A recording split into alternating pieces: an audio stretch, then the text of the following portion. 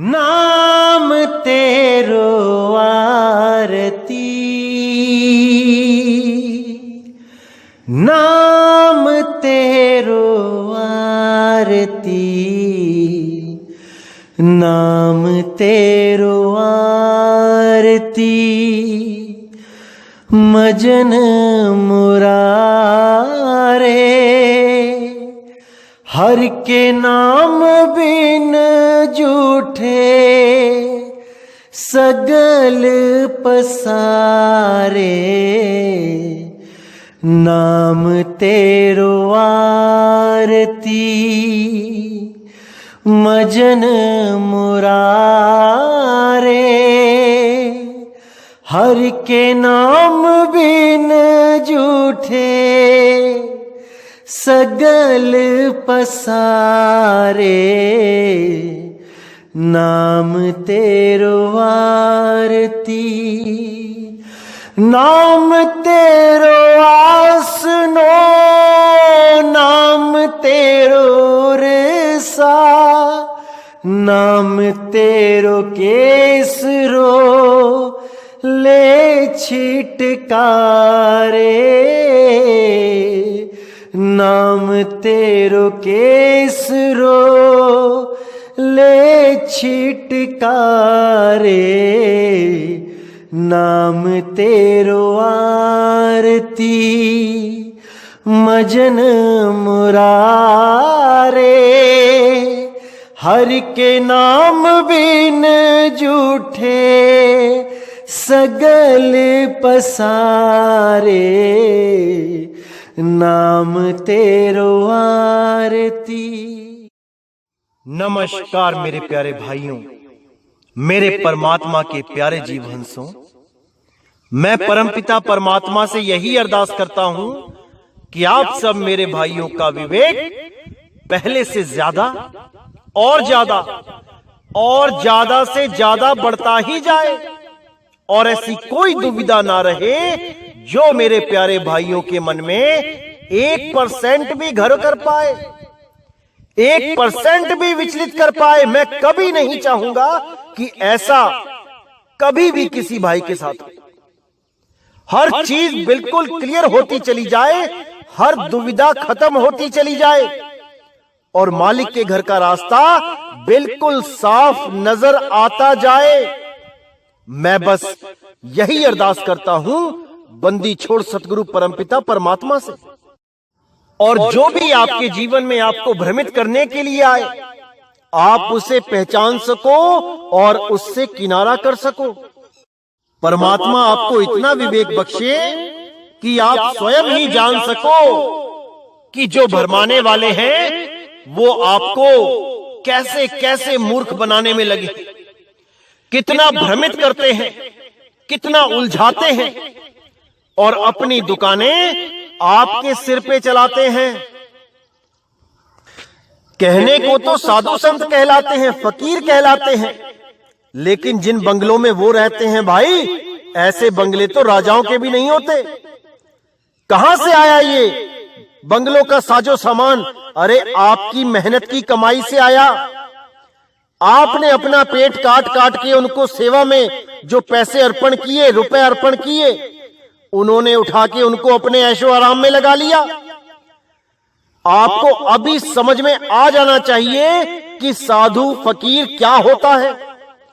साधु फकीर वो नहीं होता जो ऐशो आराम में रहते हैं, जो 50-50 लाख की गाड़ियों में घूमते हैं, जो बिना एसी के लैट्रिन बाथरूम भी नहीं जाते, वहां पे भी एसी लगा रखे हैं, जो डनलप के गद्दों के बिना सो नहीं पाते, 12-12 इंच के गद्दों पे सोते हैं। ये सब ऐशो आराम आपकी मेहनत की कमाई से किया जा रहा है। तो मेरे भाई अभी समय है, जाग जाओ। संत फकीरों को पहचानो, उनकी रहनी को पहचानो, वरना ऐसे ही लोग आपको लूट लूट के खत्म कर देंगे। तो मेरे भाई आज का जो सत्संग है बहुत इंपॉर्टेंट है, क्योंकि बहुत से लोगों ने आप लोगों को मूर्ख बना के रखा है कि इस भारतवर्ष में 4 गद्दियां चलेंगी परमात्मा के नाम पे, और वही 4 गद्दियां असली गद्दी होंगी। उन 4 के अलावा सब काल के दूत होंगे। ऐसा भ्रम फैला रखा है इन लोगों ने कि क्या बताऊं। लेकिन परमात्मा ने सारा बंदोबस्त कर रखा है इनके जाल को काटने के लिए। जो दास के मुख से ये सत्संग करवा के आपके भरम जाल तोड़वा रहे हैं मालिक, तो आज हम एक और भरम जाल तोड़ेंगे जो काल के दूतों ने बहुत चालाकी से फैला रखा है कि इस भारत में 4 गद्दियां चलेंगी और वो चारों गद्दियां चारों दिशाओं में जीवों का कल्याण करेंगी। इन चारों गद्दियों के गुरुओं के क्या नाम होंगे? पहला होगा सहते जी, दूसरा चतुर्भुज, तीसरा बंके जी और चौथा धर्मदास। अब इन्होंने क्या भ्रम फैला रखा है कि पहली गद्दी तो धर्मदास जी को दे दी कि धर्मदास जी और उनके जो वंशज हैं वो इस भारत में प्रचार करेंगे, और उसके बाद सहते जी, बंके जी, चतुर्भुज जी अलग अलग दिशाओं में आएंगे, क्योंकि ये कबीर सागर में नाम लिखे हुए थे। इसलिए इन्होंने ये भ्रम फैला दिया, जबकि परमात्मा ने क्या बोला है इसको अच्छी तरह विचार करना है। उन्होंने साफ बोला है कि ऐसी कोई गद्दियां आगे नहीं चलेंगी, क्योंकि ये गुरु गुप्त रूप से पुराने युगों में, पिछले युगों में गद्दियां चला के जा चुके हैं। लेकिन काल के दूतों ने अभी तक ये भ्रम फैला रखा है कि अभी ये तीनों गुरु आएंगे, अलग अलग दिशाओं में अपनी गद्दी की स्थापना करेंगे। ये महाझूठ है। आइए प्रमाण सहित देखते हैं कि कबीर सागर में क्या बताया गया इन चारों गद्दियों के बारे में। आइए देखते हैं क्या कहती है वाणी। बूझ लेहु हो हंस, आदि नाम निज सार है। अमर होए ते वंश, जिन जानो निज नाम को। और मंत्र सब छार, आदि नाम निज मंत्र है। बूढ़ मरा संसार, कह कबीर निज नाम बिन। अब यहां पे साहिब ने बिल्कुल क्लियर कर दिया कि बूझ ले हो हंस, आदि नाम निज सार है। कि हे हंस, इसको अच्छी तरह बूझ लो, समझ लो कि आदि नाम निज सार है। तुम्हारा सार ही आदि नाम है। अब तुम्हारा सार क्या है ये केवल एक भेदी गुरु बता सकता है कि तुम्हारा असली सार है क्या। क्या तुम ज्योति स्वरूप हो? क्या तुम देह स्वरूप हो? क्या तुम श्वासों के स्वरूप के हो, या तुम 3 गुण स्वरूप में हो? क्या है तुम्हारा असली स्वरूप? ये कोई नहीं जानता। ये केवल एक भेदी सतगुरु जानता है, और वो भेदी सतगुरु केवल परमात्मा है और कोई नहीं है। और जब वो भेद बताने आता है तो एक इंसान का चोला धारण करके आता है, क्योंकि इंसान की ही भाषा समझता है। ये अक्षरों के ज्ञान को ही समझता है। इसलिए परमात्मा एक आम इंसान की तरह, एक आम बॉडी, जैसे हमारी बॉडी है, हमारा शरीर है, ऐसा रूप धारण करके आता है, केवल वो गुप्त भेद बताने के लिए। और जिसको भी वो गुप्त भेद बताया जाता है उसको भक्ति करने की विधि भी समझाई जाती है। ध्यान विधि बता के उसको सिमरन में लगा दिया जाता है, और गुरु की कृपा से वो नाम विदेही भी प्रकट हो जाता है।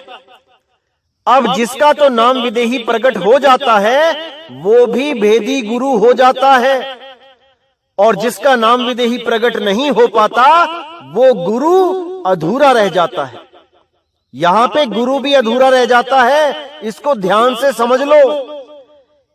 ऐसा बिल्कुल नहीं है कि अगर किसी को गुरु गद्दी मिल गई तो वो भेदी सतगुरु बन गया। अरे नहीं भाई, गुरु गद्दियां तो लाठी डंडों के जोर से भी मिल जाती हैं, लेकिन वो अनुभव वो बिना गुरु कृपा के, बिना परमात्मा की कृपा के नहीं होता है।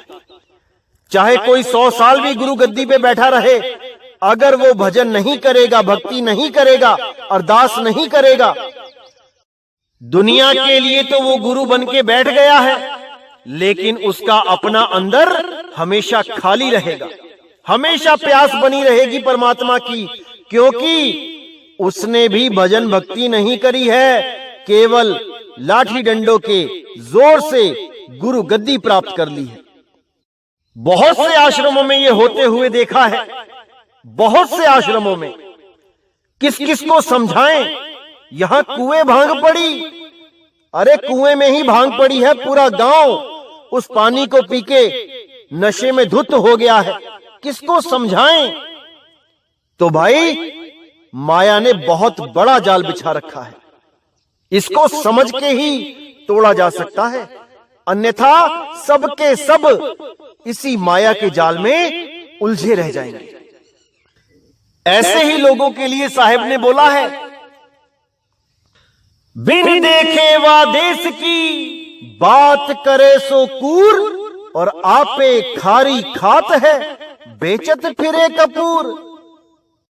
बिना अनुभव ज्ञान के, बिना प्राप्ति के अगर कोई गुरु गद्दी पे बैठ भी गया है और वो लोगों को नाम देने भी लगा है, तो उसकी स्थिति ऐसी है जैसे खुद तो वो नमक की डली खा रहा है और दूसरों को कपूर खिलाने का वादा कर रहा है कि मैं तुम्हें परमात्मा से मिला दूंगा।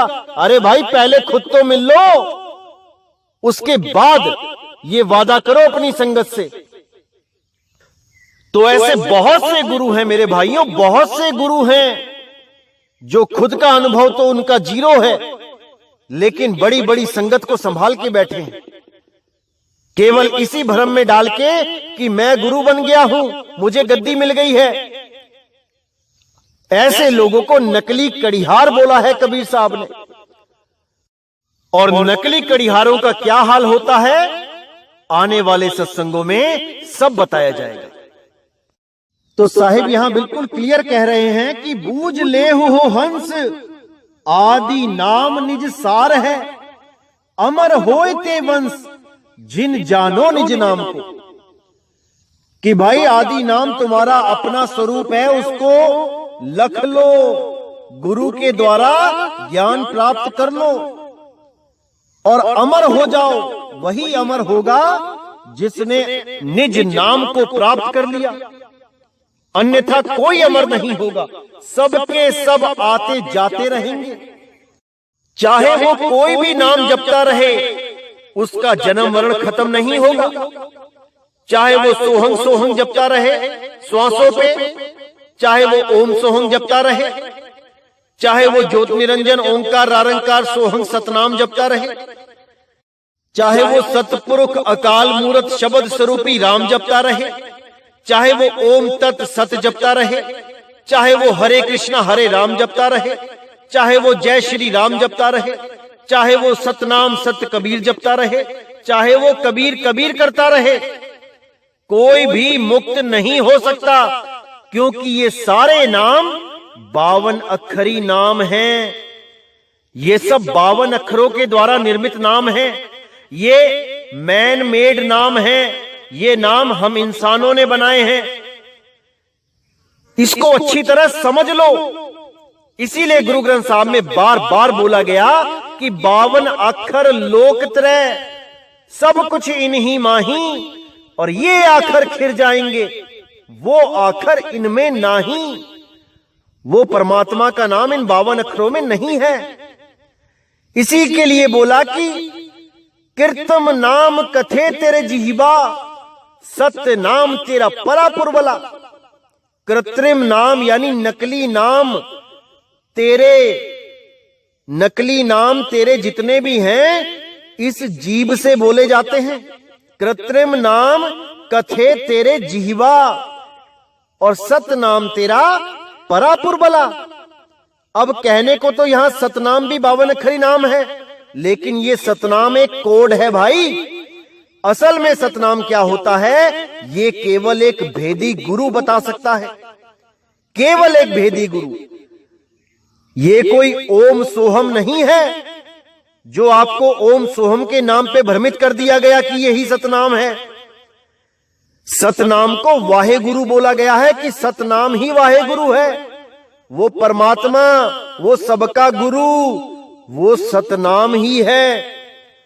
इसी को संत घासीदास ने जय सतनाम बोला, सतनाम पिता बोला। उस सतनाम को पिता बोला गया है, जिसको ये काल के दूतों ने ओम सोहम बना के रख दिया।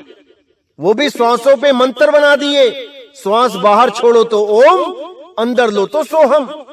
ये महा अज्ञान है, महा अज्ञान है। तो यहां साहेब ने बिल्कुल क्लियर कर दिया कि और मंत्र सब छार, आदि नाम निज मंत्र है। बाकी जितने मंत्र हैं सब बेकार हैं, किसी काम के नहीं है। आदि नाम निज मंत्र है। तुम्हारा असली नाम, तुम्हारा निज नाम ही निज मंत्र है।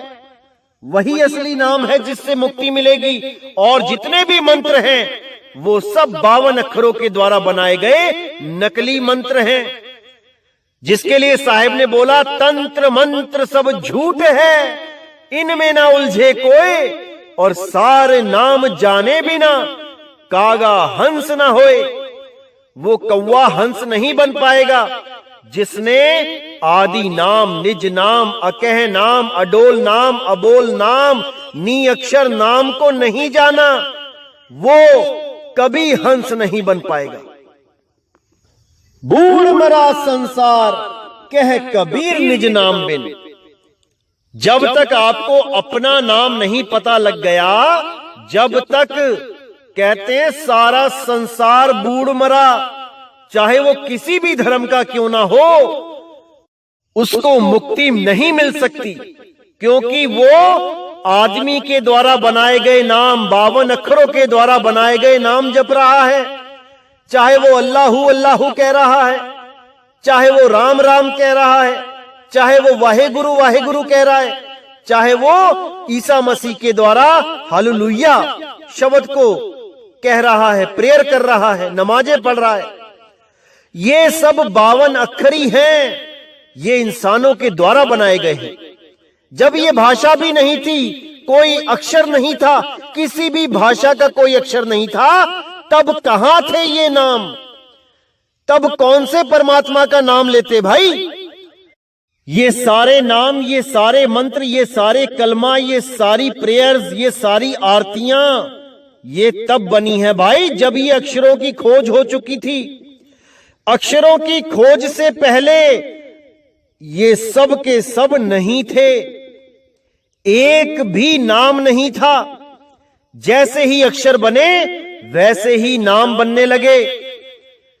तो जब ये अक्षर नहीं थे तो क्या परमात्मा नहीं था? परमात्मा तो तब भी था। जैसे इस धरती पे पानी आया, जब पानी आया तब छोटे छोटे जीव जंतु इस पानी में पैदा हुए।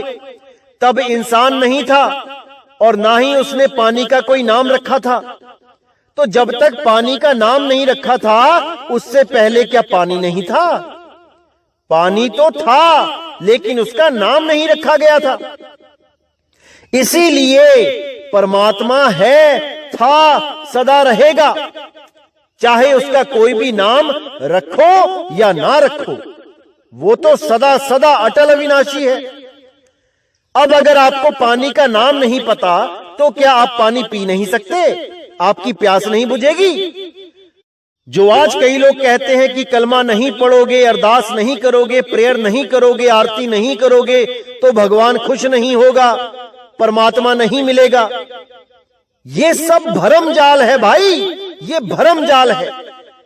परमात्मा तब भी था, परमात्मा आज भी है, परमात्मा कल भी रहेगा।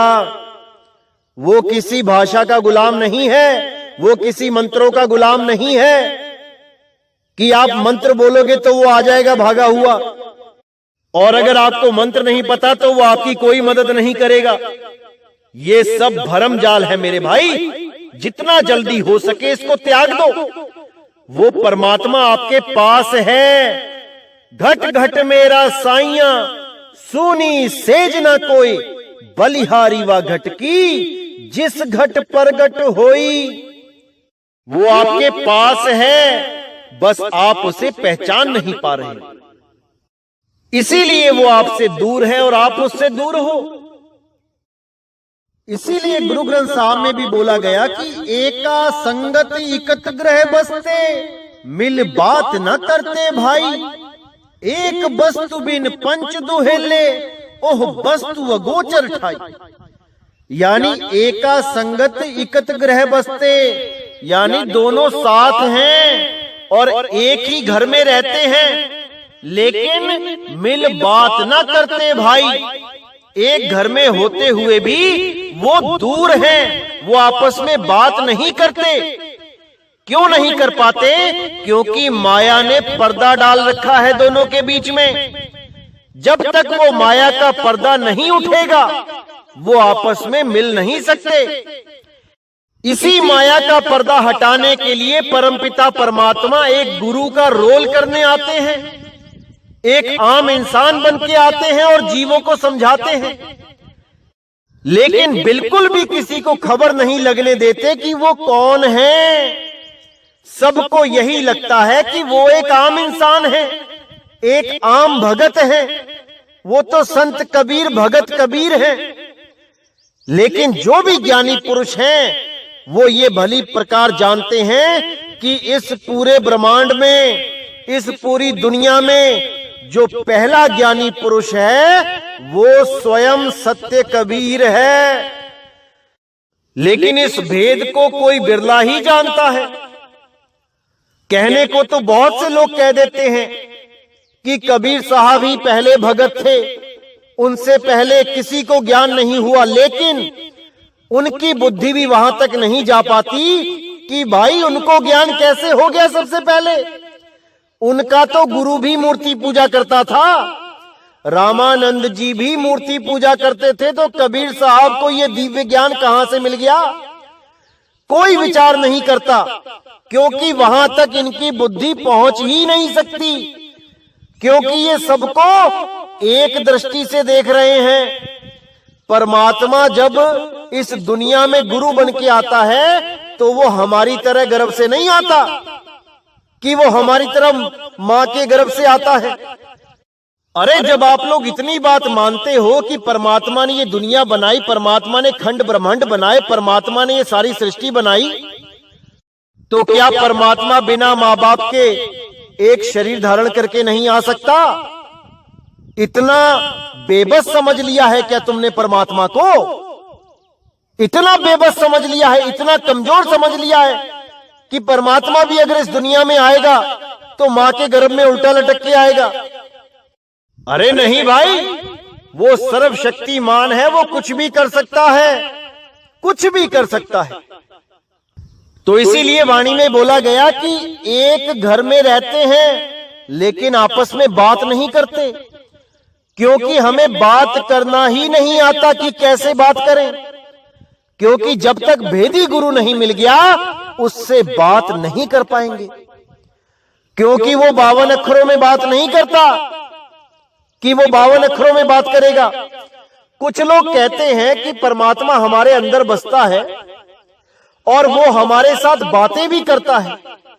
अब बातों में क्या करता है कि आप कोई सवाल पूछते हो और वो अंदर से जवाब दे देता है।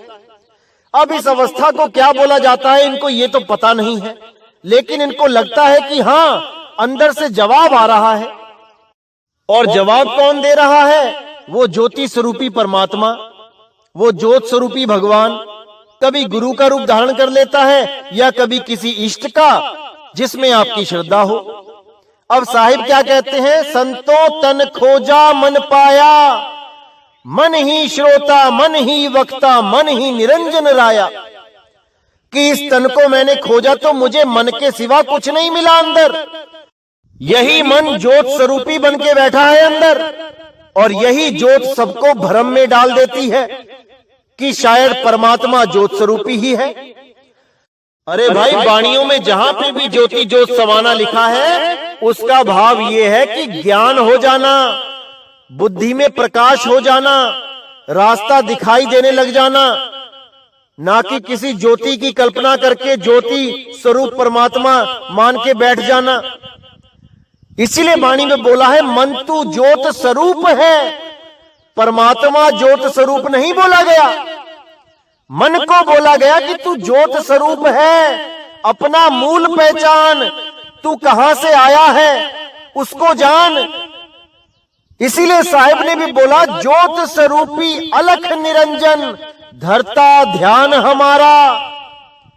ये प्रकाश रूप में जो निरंजन है, ये मेरा ध्यान धरता है, इसीलिए ये सृष्टि चला पाता है, 3 लोक चला पाता है, नहीं तो चला नहीं सकता। इसके पास अपनी कोई ताकत नहीं है।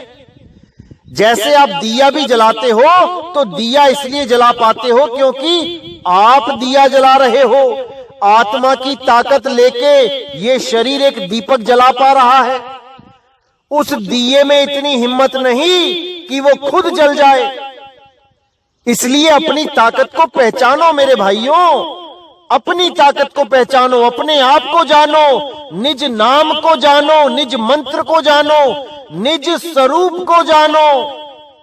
तुम ही हो जो ये शरीर चला रहे हो, तुम ही हो जो ये मन माया 3 गुणों को ताकत दे रहे हो, तुम ही हो जो अपनी सृष्टि चला रहे हो और बार बार इस सृष्टि को बना भी रहे हो। तुम ही जीव हो, तुम ही ब्रह्म हो और तुम ही पीव हो। बस तुम्हें भेदी गुरु नहीं मिल रहा। जिस दिन वो भेदी गुरु मिल जाएगा, तुम्हारी अवस्था को बदल के रख देगा। तुम्हें कोई और परमात्मा ढूंढने की जरूरत नहीं पड़ेगी। अरे तो ही मोही, मोही तो ही, अंतर कैसा। जब भेदी गुरु मिल जाता है और सही साधना बता देता है तो आप में और परमात्मा में कोई फर्क नहीं रह जाता। अब तो जाए चढ़े सिंहासन, मिले हैं सारंग पानी, राम कबीरा एक भय है, कोई ना सके पहचानी। तो भाई इस अवस्था को जानना पड़ेगा, समझना पड़ेगा, बूझना पड़ेगा, तभी आप इस अवस्था को प्राप्त कर पाओगे। नहीं तो ऐसे ही किसी और का नाम जपते जपते काल के मुंह में चले जाओगे। अरे राम राम करता जग फिरे, राम ना पाया जाए। राम राम करके राम नहीं मिलेगा।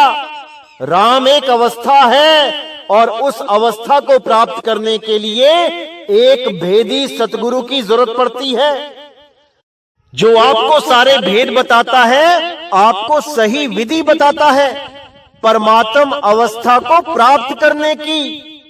उसके बाद आप जीव नहीं रह जाते, उसके बाद आपकी अवस्था बदलने लग जाती है।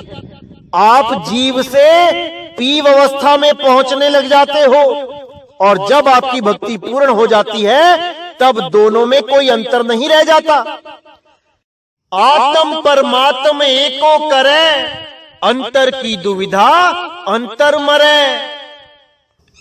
तो इसको अच्छी तरह समझना है मेरे भाइयों, हर चीज को क्लियर कर लेना है, मन में कोई शंका ना रह जाए, एक भी भ्रम नहीं रहना चाहिए मन में। अगर सच में मुक्ति प्राप्त करना चाहते हो तो, क्योंकि भ्रमित करने वाले बहुत आएंगे, बहुत से आएंगे, लेकिन ये आपने देखना है कि भ्रमित होना है या नहीं।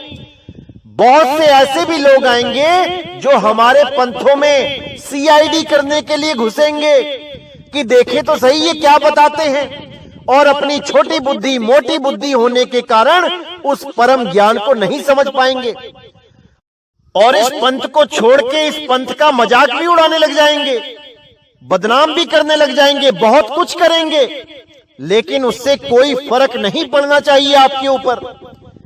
जैसे आपने कहीं मजदूरी करी और आपको 2000 रुपए दिए गए, अब वो 2000 रुपए आपके पास है और असली नोट है, लेकिन कुछ लोगों ने मिलकर आपको बेवकूफ बनाने के लिए, ठगने के लिए एक षड्यंत्र बनाया, एक प्लान बनाया। वो 100-100 मीटर की दूरी पे खड़े हो गए और उन्होंने क्या किया, पहले बंदे ने आपको पूछा कि भाई कहां से आ रहे हो? आपने कहा काम करके आ रहा हूं। उन्होंने बोला दिखाओ तुम्हें कौन से पैसे मिले हैं, क्या दिया वहां पे। आप उसको 2000 का नोट दिखाते हो और वो देख के क्या कहता है कि अरे भाई ये तो नकली है। तो आप उस वक्त यकीन नहीं करते हो और उससे अपना रुपए ले लेते हो, 2000 का नोट वापस लेके उससे आगे चल पड़ते हो। प्लान के अनुसार अगला आदमी 100 मीटर आगे खड़ा मिलता है, वही सवाल दोबारा पूछता है कहां से आ रहे हो? आप कहते हो मैं काम करके आ रहा हूं। तो वो भी कहता है मुझे नोट दिखाओ कैसा है, नकली तो नहीं है।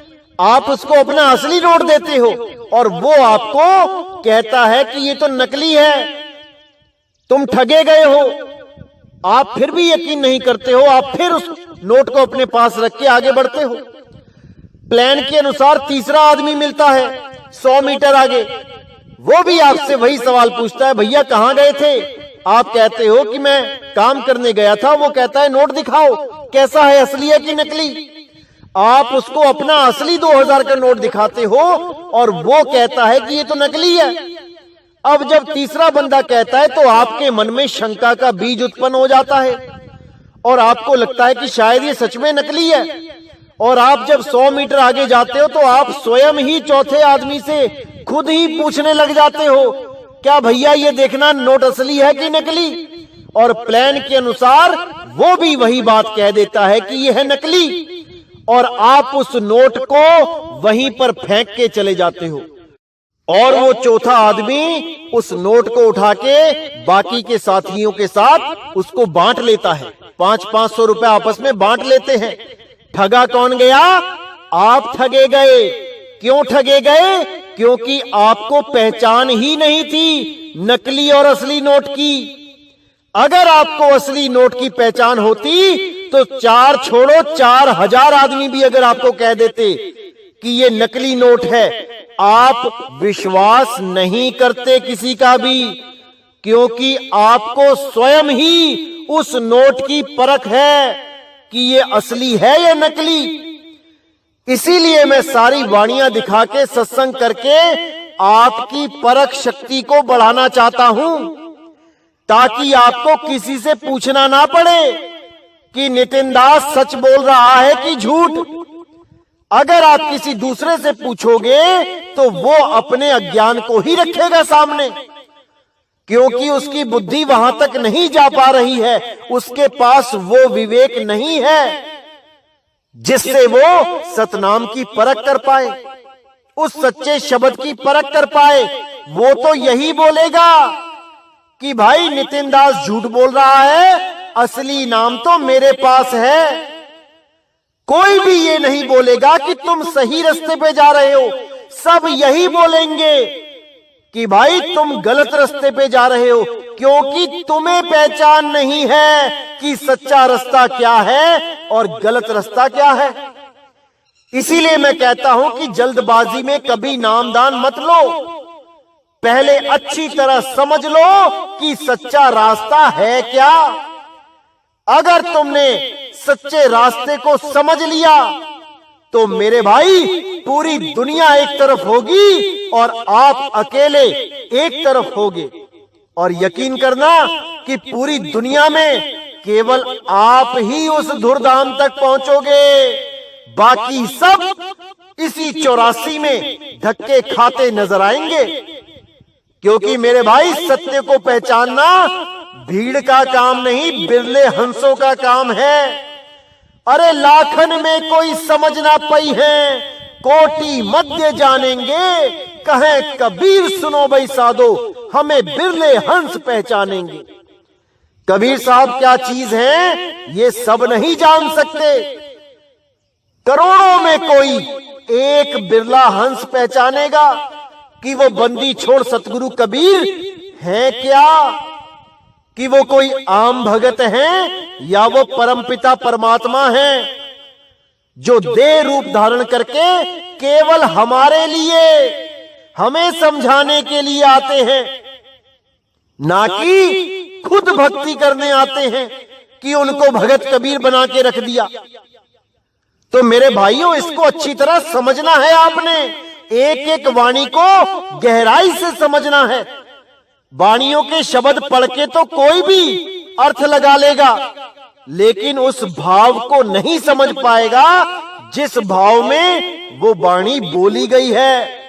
उन गुप्त भेदों को नहीं जान पाएगा जिन भेद के बारे में वाणी बताना चाहती है।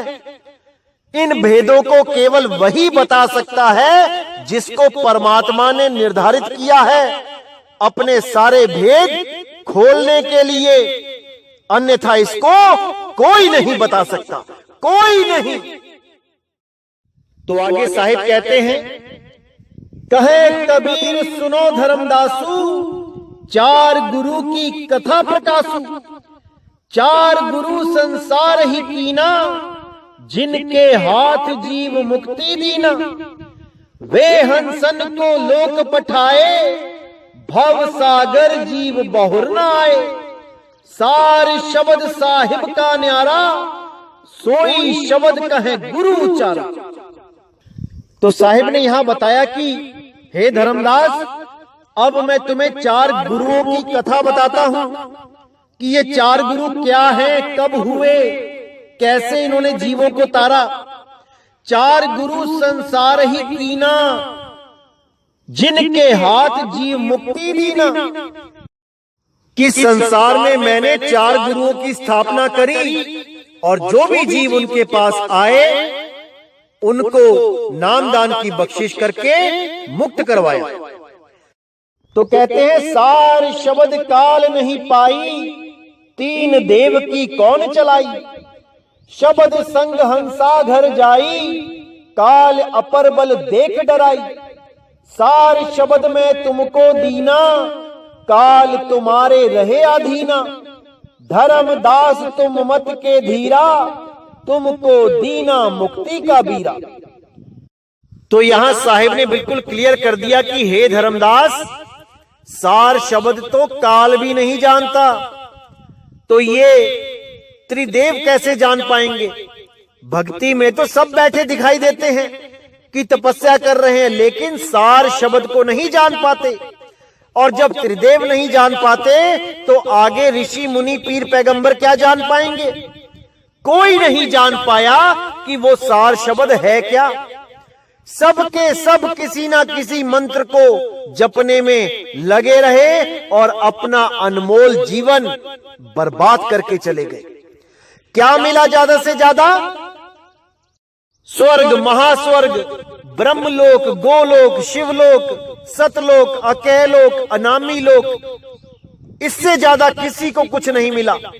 ये सब माया का ही प्रपंच है भाई, इसी में सबके सब उलझते चले गए। लेकिन कबीर साहब कहते हैं कि मेरा सतलोक कोई ऐसा लोक नहीं है जहां पर बंगला है, मकान है, सड़क है, दूध है, फल फ्रूट है, काजू बादाम किशमिश है। ये मेरा सतलोक नहीं है, ये मायावी सतलोक है। मेरा सतलोक क्या है? लोक अलोक शब्द है भाई, और जिन जाना तिन संशय जाई। मेरा सतलोक शब्द है, उस शब्द में तुम्हारी सुरत रहेगी, और जब शब्द में सुरत रहेगी उसको कोई पकड़ नहीं सकता, उसको कोई बंधन में नहीं डाल सकता। इसीलिए साहिब ने बोला, जाप मरे अजपा मरे अनहद भी मर जाए, सुरत समाए शब्द में वाको काल न खाए। सुरत समाए शब्द में, तो सुरत क्या है? आप हो। शब्द क्या है? सतलोक है। सुरत समाए शब्द में वाको काल न खाए, क्योंकि काल को शब्द का भेद ही नहीं पता है, वो शब्द तक पहुंच ही नहीं रखता है। अरे जहां हम रहें काल तहां नाही, काल से जीत हंस ले जाही। काल निरंजन तुम्हारा पीछा केवल 3 लोक तक कर सकता है, इस देह में कर सकता है, ये बाहर ब्रह्मांड में कर सकता है, लेकिन एक बार अगर आप शब्द में समा गए, वहां काल नहीं पहुंच सकता, क्योंकि काल शब्द के आगे मूर्छित हो जाता है। काल का जोर नहीं चलता जब सार शब्द की प्राप्ति हो जाती है। इसीलिए धर्मदास जी को बोला गया कि सार शब्द काल नहीं पाई, तीन देव की कौन चलाई। शब्द संग हंसा घर जाई, काल अपर बल देख डराई। शब्द का संग करके ही हंसा निज घर को प्राप्त कर सकता है, शब्द में समा सकता है। उसको देख के काल डर जाएगा। सार शब्द में तुमको दीना, काल तुम्हारे रहे अधीना। कि मैंने तुम्हें सार शब्द का लखाव करा दिया है, अगर तुम सार शब्द का सही तरीके से ध्यान धरोगे, जैसा मैंने विधि बताई है तुम्हें, ये काल तुम्हारे अधीन रहेगा। अब जब ये बोल दिया कि काल तुम्हारे अधीन रहेगा, तो फिर काल का दाव कैसे लगा धर्मदास जी के वंश में? आपको भी पता है कि धर्मदास जी के वंश में काल का दाव लगा है। कबीर सागर में भी प्रमाण है और धर्मदास जी के वंशजों के सत्संगों में भी आता है कि काल ने बाजी मारी और काल के दूत इस पंथ में आए। आप सत्संग सुनेंगे, आपको समझ में आ जाएगा कि बिल्कुल सही बोला जा रहा है। तो विचार कीजिए कि जब धर्मदास जी को सार शब्द दे दिया और काल उनके अधीन हो गया, तो भाई जो अधीन हो गया वो बाजी कैसे मार सकता है? वो कैसे धोखा दे सकता है? जो अधीन ही हो गया वो कैसे बाजी खेल पाएगा? ये कोई नहीं जानता। ये गुप्त कोड है और इस कोड को खोला जाएगा सही समय आने पर। कि जब धर्मदास जी के अधीन ही हो गया काल, तो ये काल ने बाजी कैसे मार ली? उनके वंशज में काल के दूत कैसे घुस गए? ये कोई नहीं जानता। सही समय आने पे सारे भेद खोल दिए जाएंगे। तो आगे क्या कहती है वाणी? धर्मदास तुम मत के धीरा, तुमको दीना मुक्ति का बीरा। तुम ते जीव उतरी है पारा, सौंप दीन तो ही जग को भारा। तो कहते हैं धर्मदास, मैंने तुम्हें सार शब्द का जो भेद बता दिया है, अब सब जीवों का कल्याण तुम करो। जो भी तुम्हारे पास आता है उसको परखो और परख के जो भी लायक दिखे उसको सार नाम की बख्शीश कर दो, सार शब्द का भेद बता दो। लेकिन अगर कोई उस लायक नहीं दिखाई देता तो उसको कदापि भेद मत बताना, उसका विवेक जगाने की कोशिश करना और सत्संग सुनाना। इसीलिए बोला, प्रथमे शिष्य होवन जो आई, ताको पान देओ तुम भाई। जब देखो तुम दृढ़ता ज्ञाना, ताको कहो शब्द परवाना। जब तुम देखो कि वो दृढ़ हो रहा है, सत्संग सुन के विवेकी हो रहा है, तब उसको शब्द का परवाना दो। शब्द माही जब निश्चय आवे, ताको ज्ञान अगाध सुनावे। और जब वो शब्द में निश्चय आ जाए उसको, तब उसको अगाध ज्ञान दो, वो नाम विदेही का ज्ञान दो और उसका जीव का कल्याण करो। तो इस वाणी में अब आगे वो भेद खोला जा रहा है जो भेद आज तक आपको किसी ने नहीं बताया। सबने यही भरमाया कि अभी तो धर्मदास जी की गद्दी चल रही है, उसके बाद 3 गद्दियां और आएंगी और ये 3 गद्दियां मिलके, यानी चारों मिलके चारों दिशाओं में प्रचार करेंगी। ये कोरा अज्ञान है, ये कोरा झूठ है। अगर यकीन नहीं है तो इन लोगों से पूछो कि कौन से सन में वो गद्दियां आएंगी, कौन से सन में वो गुरु प्रकट होगा। आपको कभी भी जवाब नहीं मिलेगा इस सवाल का, क्योंकि आज इसका भेद खोला जा रहा है कि ये 4 गद्दियां कब स्थापित हुई हैं। तो क्या कहती है वाणी? सतयुग शिष्य सहते जी कहाए, द्वापर चतुर्भुज नाम सुनाए। त्रेता शिष्य बंके जी भाई, कलयुग में धर्मदास गुसाई। चार गुरु भव सागर माही, धर्मदास वे जीव मुक्ताही। यह मैं तुमसे कहो समझाई, सब संशय तुमरे मिट जाई। यानी हे धर्मदास, अब मैं तुम्हें वो भेद बताता हूं जो मैंने आज तक किसी को नहीं बताया, कि सतयुग में एक सहते जी नाम के संत को मैंने स्थापित किया और द्वापर में चतुर्भुज नाम के संत को स्थापित किया। त्रेता में बंके जी नाम के संत को स्थापित किया और कलयुग में धर्मदास तुम्हें स्थापित कर रहा हूं। इन गुरुओं को मैंने तीनों युगों में गुप्त रूप से स्थापित किया था ताकि जीवों का कल्याण होता रहे, लेकिन मैंने इनको प्रकट नहीं किया था, सबके सामने जाहिर नहीं किया कि ये भी गुरु हुए हैं तीनों युगों में। इसीलिए आप लोगों को ये भ्रमित किया जाता है कि ये तीनों गुरु अभी आएंगे, जबकि ये इतिहास हो चुके हैं। इस भरम जाल से निकल जाओ मेरे भाइयों कि तीन गुरु अभी और आएंगे। ये केवल आपको मूर्ख बनाया जा रहा है, ये केवल आपको भरम में डाला जा रहा है। ये गुरु हो चुके हैं पिछले युगों में। तो मेरे भाइयों, हर चीज को समझने की कोशिश करो। ये भरमाने वाले बहुत आएंगे जीवन में, लेकिन आपने भरमना नहीं है। हर चीज को अच्छी तरह समझो, हर चीज पे विचार करो, निर्णय करो कि सत्य क्या है और असत्य क्या है।